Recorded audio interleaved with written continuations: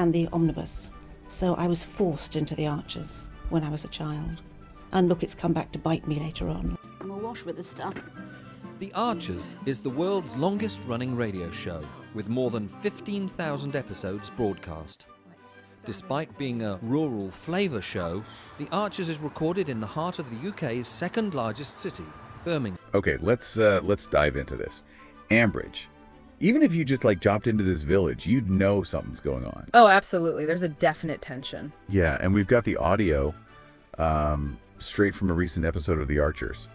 It's like listening in on rural life when things get, well, pretty dramatic. Right, and it's all swirling around Relle Horville, isn't it? And the fallout from some recent events, big events. Exactly. So look, we've listened closely so you don't have to wade through it all. We're just pulling out the really key bits here. And what strikes me immediately is how one person's situation, Relle's situation, sends these ripples, right through the whole community. It does. Our source today, it gives us this really focused look at those immediate consequences. Yeah, it really highlights how interconnected everything is in a place like Ambridge. So our aim, really, it's simple.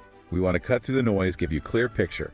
What's happening with the police in Relle? How's the community taking it? Especially after, the Grey Gables stuff. Which was that recent tragedy. Right, and Casey meets that local business that seems to be tangled up in all this drama. And also, what Relle's mother, Joy, is thinking. It's about understanding the currents, not just the surface story. Yeah, understanding is the key word. It kind of brings up an interesting question right away, doesn't it? In a place where everyone knows everyone else, how fast does one person's trouble become, well, everyone's business, essentially? We definitely see the start of that here. Oh, yeah. The source just throws you straight in. DC Tanis, she turns up at Joy and Mick's place. With a warrant. With a warrant, yeah. Looking for Relle, you can almost feel the air just thicken. That knock on the door. It's that sound, isn't it? Officialdom meeting quiet domestic life. It's jarring. And you notice Joy and Mick's first reaction. It's that instinct, that parental thing. Protect the child. Even when it's the police standing there, Joy's questions, Mick's just standing there, quiet. It says so much about their immediate worry. They clearly weren't expecting this. Not at all. But Joy, even though she's obviously on edge, she does share some key details. Right. We hear about Relle maybe staying with a friend. Rex Fairbrother. Yeah, the one who lives on a boat. Yeah. Which kind of hints at maybe a life slightly outside the usual family loop. Possibly. And Joy mentions last seeing Relle on Tuesday, and then there was that voice note. On Thursday, yeah. Yeah. Saying she was going away for a bit. And she mentioned Casey Meets. Ah, yes. And that little comment from Joy about Relle not always telling her everything. Especially about, and she says, this thing Casey Meets, that feels significant. It does, doesn't it? It suggests there's something Relle was involved in there, something she, wasn't being totally open about.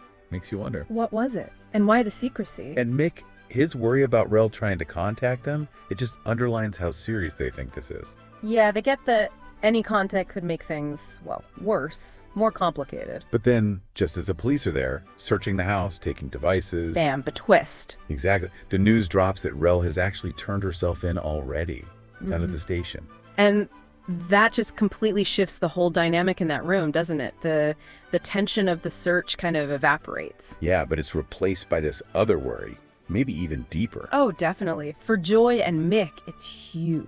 You can almost hear it in the source. Yeah. That mix of, okay, relief, she's safe, physically safe, for now. But then the fear floods in. What happens now? Charges. A trial.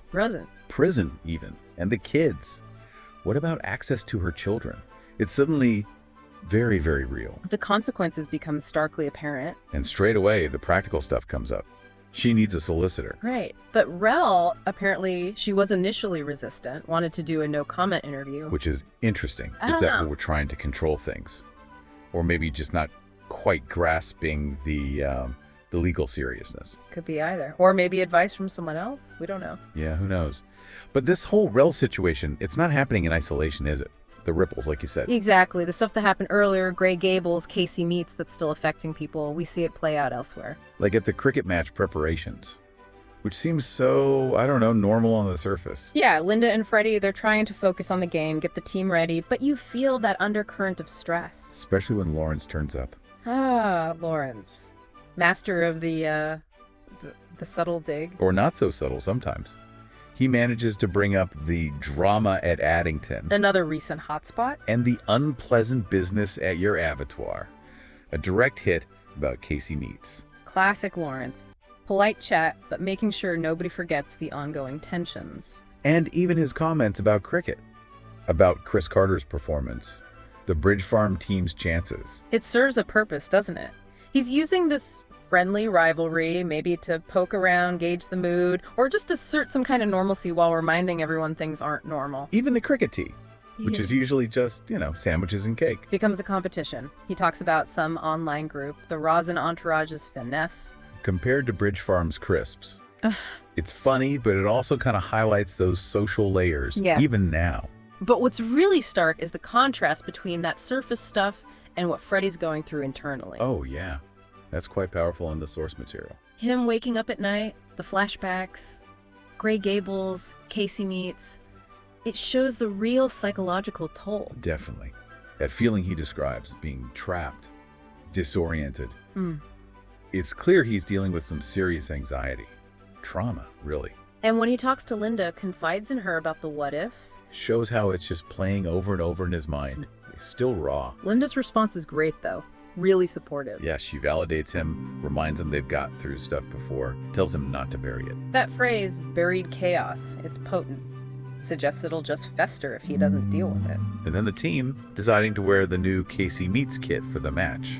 That feels like a statement. It does. Solidarity, showing strength, a bit of defiance maybe, a united front despite everything. Yeah, a visual, we're still here.